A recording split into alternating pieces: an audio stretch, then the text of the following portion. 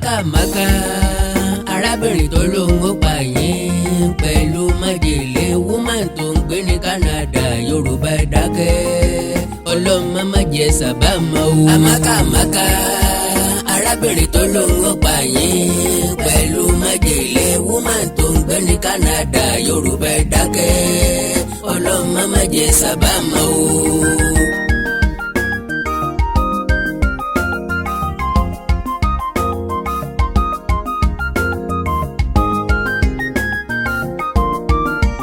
èèyàn ò fọ́nú ó ṣàyẹ kó lè nírònú ẹni tó ń rokòrò yín lẹ́dẹ̀ tó ń bá ṣe sílẹ̀ ń fi kúrùn mú ọlọ́mọdé gọ̀kú o. AMAKA arábìnrin tó lóun ó pa yín pẹ̀lú májèlé woman tó ń gbé ní Canada Yorùbá dákẹ́ ọlọ́mọdé sábà mọ́ o.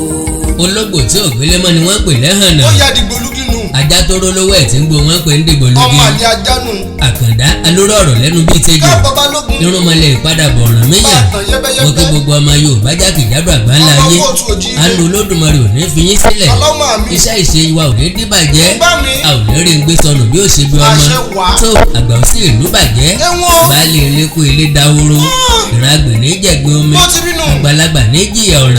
bí ìlú bá ń torí àgbà bàjẹ́ wọn á nítorí àìmọ̀wáhù wọn ni kí ló dé o ẹ̀yin àgbà Yorùbá mà dákẹ́ jọjọ wọn ní májèlé làwọn máa fi pọmọ tí yín dànù ẹ sì dákẹ́ abẹ́yìn ò rí ni pé wàhálà láàrin ẹ̀yà Ìgbò àti Yorùbá ó ń fẹ́ àmójútó yéye òótọ́ ni pé kò síjà ojúkojú láàrin wọn ìtàkùrọ̀gàn orí social media wọ̀nyí ń kọ́ ọ̀tẹ̀ burúkú ìbínú ìkórìíra láàrin ẹ̀yà méjèèjì ọkọjá àfẹnusọ àbí bẹ́ẹ̀ èèyàn kan bá ń tanra rẹ̀ ojú láì nírú ẹnu láì níyọ̀ ẹni ọba ti rẹ̀ ẹ̀kẹ́ ìyàwó ọdẹ ó yẹ kó mọ̀ wípé ìkan láti tóbi jù kan lọ fún ẹran jíjẹ ẹ̀yà Ìgbò fẹ́ràn wa ojoojúmọ́ ni wọ́n ń jowú wa wọ́n sì ní àwọn lè sókè dílẹ̀ àwọn lè ṣèyí àwọn lè ṣe tọ̀hún àwọn lè rọ irin bẹ́ẹ̀ làwọn lè rọ òkúta bọ̀tì ogún ọdún tájà ti ń ṣẹlé wo ebínú gbólọ̀bọ́ wà ńgbà tí mọ́mọ́ ìran Yorùbá ti ń rọ́ṣọ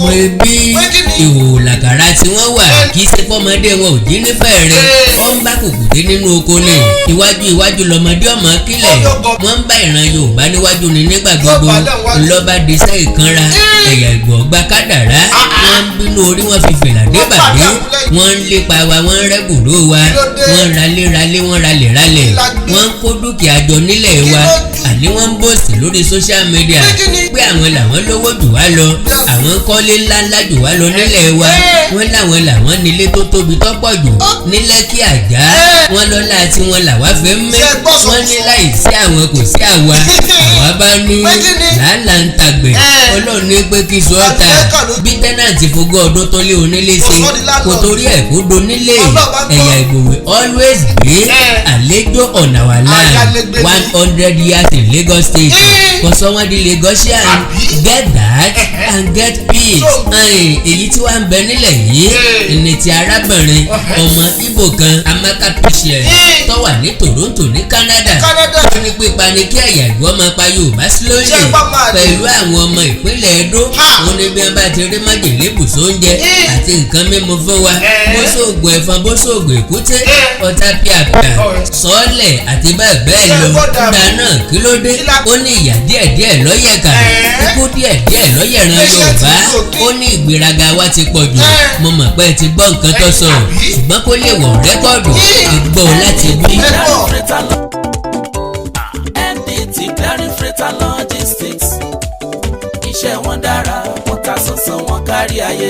MDT Clearing Freight and Logistics bá a ṣe kárí ayé bẹ́ẹ̀ ni òye iṣẹ́ yé wa cargo services wá dúró tán láti Nàìjíríà a ó bá yín gbé nǹkan ránṣẹ́ sí àwọn èèyàn yín ní Europe UK US Canada Asia lọ bẹ́ẹ̀ gàárì epo pupa ẹ̀gúsí ẹja gbígbẹ ìgbín irú àpọ̀n aṣọ ìlẹ̀kẹ̀ àwọn ìwé tó ṣe pàtàkì àti bẹ́ẹ̀ bẹ́ẹ̀ lọ kò tán síbẹ̀ MDT Clearing Services lékè téńté àṣẹ tó ń tẹjọba tá a gbà ó ń mú àwọn èèyàn yàn wá láàyò láti port ọwọ́ kan ni MDT á clear kọ̀ńténà yín jáde fún yín bó ṣe kọ̀ńténà tó kún fún káà lóríṣiríṣi tàbí ohun mìíràn àwọn òṣìṣẹ́ wa kọ̀ lálá professionalism wa kò lẹ́gbẹ́ MDT doorstep delivery service náà ò gbẹ́yìn níbikíbi lágbàáyé àwa gbé ọjà yín fún yín lẹ́nu ọ̀nà yín MDT tún bá ní ìrajà product sourcing ìyẹn ni pé à ń ràn yín lọ́wọ́ láti ra ohun tí ẹ fẹ́ à á sì fi ránṣẹ́ sí yín ní kánmọ́ kóbó ní MDT clearing freight and logistics akájú ẹ̀ àtò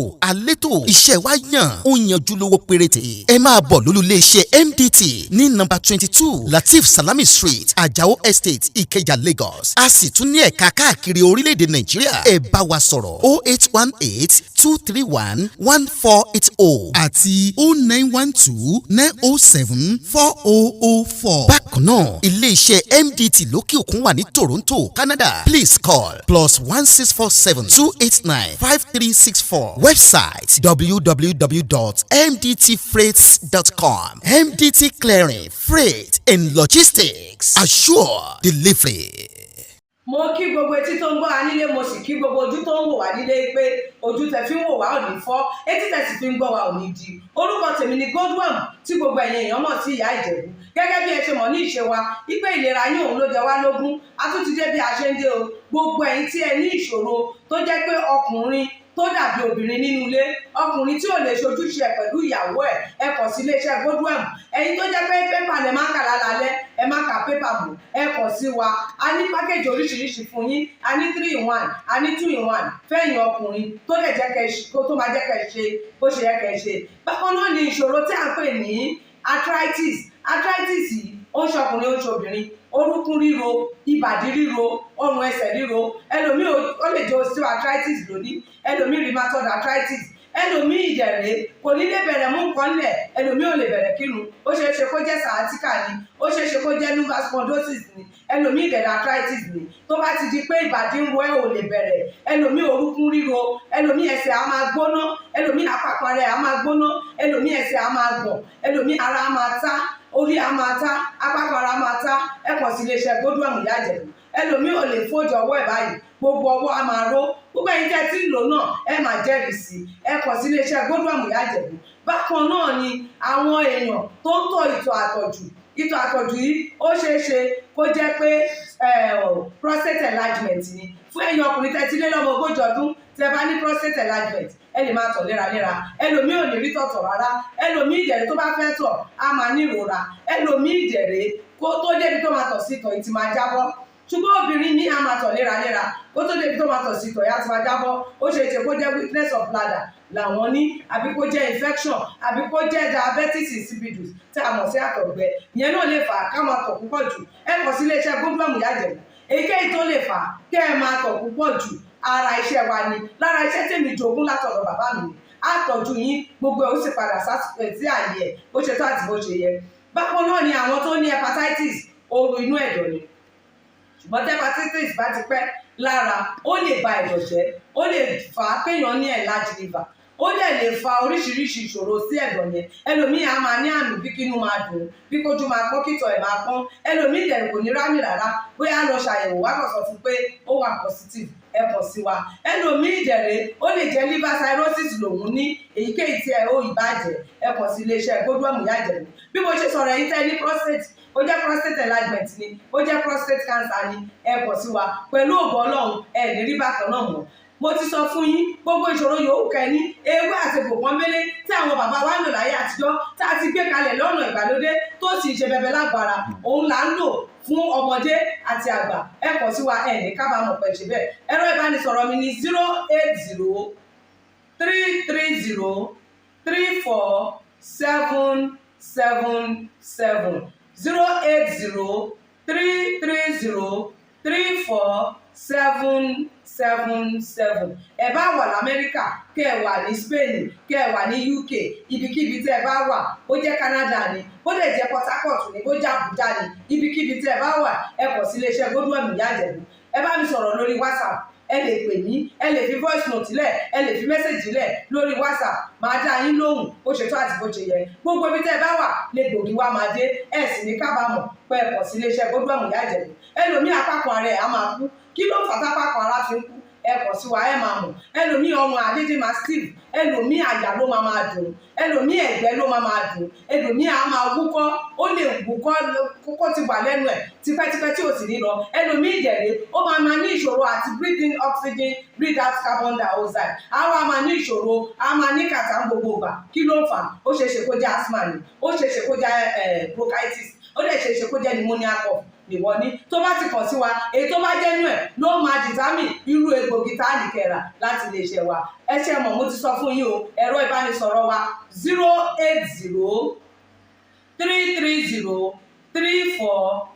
080347777 iléeṣẹ́ Godwin last bus stop yín ni pẹ̀lú agbára Ọlọ́run remember if it is not Godwin it can never be like Godwin. I used to tell you health is something to be treasured. Ire o. Awíkonko Development Fans Club. Ilé aláyọ̀, ilé wa. Awíkonko Development Fans Club. Ilé aláyọ̀, ilé wa. Ẹgbẹ́ tó dúró fún ìdàgbàsókè àti tẹ̀síwájú èdè àṣà àtún àjogúnbá ilẹ̀ Yorùbá. Ẹgbẹ́ tó fẹ́ ìrẹ́pọ̀ gbogbo ọmọ Yorùbá tó tún gbé àṣà àti ṣe Yorùbá lárugẹ. Awíkonko Development Fans Club. Ilé aláyọ̀, ilé wa.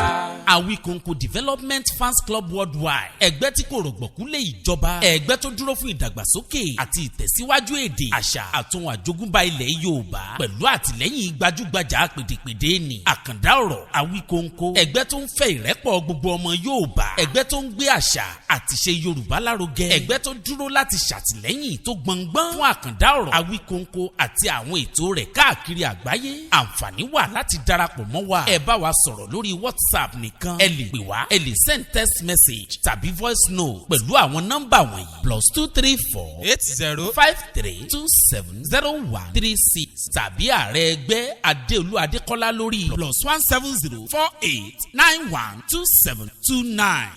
Awíkonko Development Fans Club Worldwide. Ilé aláyọ̀ nílé wa. Record me very, very well. Record exactly. We are going to give them time to start poisoning the Yoruba and the Benin. Put poison for all una food for work. Put poison for una water. Make una dey buy one by one. Una go buy one day. Una go sick. I go put ota pia for inside una water, inside una food. Una no go see better.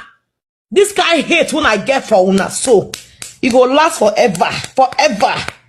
Fall off una food. Ota pia. What do they call that one? What do they call that rat? Ota pia na. Eat and die. Sniper. I go dey put am for all una food. Sniper. All una food for if I go work tomorrow now I go put am for Yoruba people food. Go tell government. Oh yeah, I dey Canada, I dey Ontario. Oh yeah, hurry up. Hurry, fast. I go put otapia, I go put Ogbomosho, everything for inside una food. Una go dey hear small. Yoruba don die yo, Benin don peme yo. Una go dey hear am. Na me talk am. I want making the Igbo get that heart of wickedness. Una too dey quiet. Una too dey cool. Enough. Is enough. If you have a means of buying them, buy them. Any means of buying them, come up for road. Amen. Because the two mumu, they are of no use to the society. Lot of prostitutes and everything. You said let's have good man. Ashawo Kingdom. They say Benin Kingdom. Who they call them Benin Kingdom? They are Ashawo Kingdom. ṣé ẹ ti gbọ́ ọ̀rọ̀ kọ̀rọ̀ látẹnu ẹyẹ kí la bá débi ká máa fi kú wá rẹ ní kiri sí ẹ̀yà ìgbò wọ̀nyí lè dálé ayé gbé ṣé bí wọ́n bá ra ọjà àwọn náà ni wọ́n tà á fúnra wọn bí wọ́n bá wá ń pa wá kí ni tí wọ́n fẹ́ pa wá ṣe ṣé dandan ni kí wọ́n pa wá kí wọ́n tó lè rílé ayé gbé kí ló dé táwọn àgbà òfúta nílẹ̀ Yorùbá ń wòran àwọn ọ̀dọ́ ìwé ìgbà ìkẹyìn òdó pẹ́kẹ́ àwọn ẹlẹ́dẹ̀ pè ní leaders of tomorrow làákàyè ilé ebele ò sí ní mẹ̀dúlọ̀ blangata wọn mo ebi Ọlọ́run ló fi ọ̀rọ̀ sí woman yẹn lẹ́nu ta lọ́mọye èèyàn tí wọ́n ti fi kú oró pa bẹ́ẹ̀ wọ́n bá jẹ́ ìyàgbó wọn sọ̀rọ̀ ẹ̀ sí ni orí social media ó ti dàrú èsì Indigo ti pe press conference ọ̀tán àwọn ọ̀làgbàgede máa ń lẹ̀ wa ẹgbẹ́ Afẹ́nifẹ́re ti di Afẹ́nifẹ́be ọ̀kan ń ṣe tìran Yorùbá ọ̀kan ń takò wá àgbà òṣèlú bàjẹ́sẹ̀ baálé ìlẹ́kọ̀ọ́ ilé dahoro ọmọ tí ò ní baba lódùn fìyà jẹ ẹ jẹ́ kí Yorùbá ó tẹ̀síwájú pẹ̀lú ọ̀tẹ̀ àti dúkùú ara wa ẹnì ní ara yín ṣiṣẹ́ dùn púpọ̀ o ọpẹ́ kí wọ́n tó fi sọ́ọ̀lẹ̀ rán yín sọ̀rọ̀ àṣàǹtẹ̀ ṣe pé wọ́n ní kólógèdè ó tó pàgùntàn lọ́ọ̀dẹ̀ ó yẹ kí baálé ilé ọ̀tá yìí ṣe làwọn baálé tiwa sùn fọnfọn làgùntàn wa tí olólùsọ bá fira rẹ̀ sọ́fà ẹ̀yin àgbààgbà Yorùbá tó ṣẹ́kù ẹ má mà wo ọ̀rọ̀ yìí nìran ẹ̀yin ọ̀dọ́ ẹ̀yin kọpọlọ sẹ́yìn bí ẹja borí ibi tó bá yẹ kẹ́ ẹ gbọ́n sí ni kẹ́ ẹ gbọ́n sí especially ẹ̀yin tó ní influence lórí social media èmi rò wípé ṣe ló yẹ kẹ́ ẹ lu agbára social media yín to condemn the barbaric statement of that woman torí pé ìsọkúsọ ní fa ìtukùtù ní fàjàkíjà ìjàkíjà ní fàjàkú akátá bí AMAKA ṣe fa gbòòrò ó yẹ kí gbòòrò fagbó ni kí gbó fokùn kókò falẹ̀ẹ́lẹ̀ ìyẹn ni pé lọ́pọ̀ ìgbà bí ọ̀bá dàrú kì í ṣètò àwọn Ìgbò fẹ́ràn wa lọ́jọ́kọ́jọ́ ojú ayé ni wọ́n ń ṣe o ṣùgbọ́n ohun gbogbo lọ́nà àbáyọ wà fún kò sóhun tó bàjẹ́ tí ò látúnṣe ọpẹ́ lọ́wọ́ ilé ìgbìmọ̀ aṣojúṣòfin tí wọ́n pẹtíṣàn orílẹ̀-èdè Canada lọ́gán iléeṣẹ́ ọlọ́pàá orílẹ̀-èdè Canada ò sì fi falẹ̀ according to Sergeant Bassey Osage tó jẹ́ aṣojú Toronto Police Service he said and I quote this incident has been reported to the Toronto Police Service and is currently under investigation. òótọ́ ni pé woman yẹn lérí ọ̀ndànù pé Canadian citizen ló òṣìṣẹ́ ni tó lè deport o but lo and behold ìjọba orílẹ̀-èdè Canada bí wọ́n bá find them guilty ó fi ìyàtọ̀ tó jẹ́ lábẹ́ òfin torí pé ìlú tó lófin ní Canada being a Canadian citizen by nationalization doesn't turn you to native citizen and by that inciting violence and death threat will make her lose her job bí ọba mọ́ra yóò di aláìnílé lórí ó tiẹ̀ ti da aláìnílé lórí àwọn àǹfààní kan ń bẹ ẹ máa bọ́ kó lọ́wọ́ rẹ̀ be it social or medical iléeṣẹ́ ọlọ́pàá lébẹ̀lì ẹ̀ gẹ́gẹ́ bí adàlóró wọ́n máa mánítọ̀ ìrìn àjò ayé rẹ̀ lọ sí ibikíbi lẹ́yìn ọ̀rẹ́yìn wọ́n lè sọ lóko sílé làbájọ wà ní square one lọ́ba bẹ̀rẹ̀ another chapter kọ́mọ wá fojú winá òfin bọ́ba délé òwúyẹ́ àṣòro sọ bí ọ̀rọ̀ olúbọ̀bọ̀ tí rí bọ̀bá bẹ́ẹ̀ bọ́ àgbógbó ẹnu mi ò ní pa mí lílà ni ọ̀là mi ẹnu mọ́ pa mí gbogbo àwọn olórí burúkú tí wọ́n jọ ń wíjọ́ ti sá lọ ìgbé afẹ́wé gbogbo àwa nǹkan ọbẹ̀ tani yọ fọ̀bẹ tó nù jẹ́sù wọ́n fọ̀rọ̀ AMAKA sẹ́ni tó jìn sí kòtò tọkọ ara yòókù lọ́gbọ́n bọ́dá lápá tó kán lẹ́sẹ̀ tó sẹ́ni tán wàhálà àti ti mọ̀lẹ́bí ẹ̀ ni mo ṣe ní àti ti ọ̀rọ̀ lọ́wọ́ ọlọ́rọ̀ lọ́wà kò sí jàfójó mọ́ jàfúnra rẹ ní bẹ́ẹ̀ ìdí ni pé bọ́ba boró tán ìwọ nìkan ni ó kú o àdánù àti ìbànújẹ́ ńlá ni bí ìran Yorùbá ò ṣe wé kankan lọ́jẹ́ kí ẹgbẹ́kẹ́gbẹ́ ọmọ rẹ wà lára yàgò fóúnjẹ Ìgbò nílé oúnjẹ Ìgbò bọ́ọ̀ bá fẹ́ tọwọ́ Ìgbò lọ sọ́run àṣàǹtì tó Àkàndá alóró ọ̀rọ̀ lẹ́nu bíi tìjọ irúnmọlẹ̀ padà bọ̀ràn míyàn ìjọba ṣòfin kọ̀ràn kà ta ni ó ṣòfin àjẹ́ ẹni ọba fẹ́ kọ́ gbọ́ lọ̀rọ̀ rú tiwa àìgbọ́ àdòǹkẹ́ àfàdátì ẹni àmọ̀rí ìbá àkó ẹni ọba fẹ́ jàjẹ́ rọrùn òkúkú ní mẹ́bí mi kankan lọ ń ó kìdà ọ̀rọ̀ mi bá kọ̀ ẹ mọ̀ mí mo tún lè fa ayọ̀ láìpẹ́ rárá ẹ láìkì kẹ́ fọ́lù péèjì mi lórí Facebook Awíkonko live Awíkonko live Awíkonko TV Awíkonko TV Àkàndá ọ̀rọ̀ Awíkonko TV ẹ subscribe sí YouTube channel mi Awíkonko TV Awíkonko TV Àkàndá ọ̀rọ̀ Awíkonko TV ẹwà ìdè Yorùbá TV Barrister Ida àti bẹ́ẹ̀ bẹ́ẹ̀ lọ bí ẹ bá wá ní nǹkan pàtàkì tẹ́ ẹ fẹ́ kájọ sọ ẹ já sọ̀rọ̀ lórí WhatsApp +234 904 851 9362 +234 904 851 9362. èdè àti àṣà Yorùbá ò ní wọmi orílẹ̀-èdè Yorùbá ò ní dàrú ìlú ẹnìkọ̀ọ̀kan wa yóò tòrò mẹ́nẹ́mẹ́nẹ́ àjò wa ṣe o.